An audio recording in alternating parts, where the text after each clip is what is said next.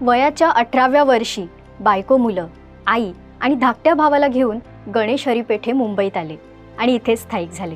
मुंबईचं हृदय मानलं जाणाऱ्या गिरगावात सन 1909 मध्ये गणेश पेठे आणि वामन पेठेंनी वामन हरी पेठे नावाने मोत्याचा आणि सोन्याच्या दागिन्यांचा व्यवसाय सुरू केला. सुरुवातीला मोत्यांचा व्यवसाय जोरावर होता.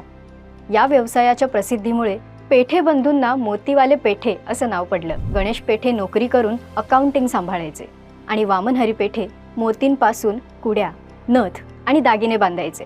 गणेश हरी पेठे यांचे नातू आशिष पेठे यांनी एक किस्सा सांगितलाय. एक गृहस्थ सोन्याची वस्तू विकण्यासाठी त्यांच्या दुकानात आले. वामन हरी पेठे यांनी ती वस्तू पाहिली आणि पाहता क्षणी त्यांच्या चटकन लक्षात आलं की ही वस्तू त्यांनी लालचंद वीराचंद यांच्यासाठी बनवलेली आणि ती नंतर चोरीला गेली होती.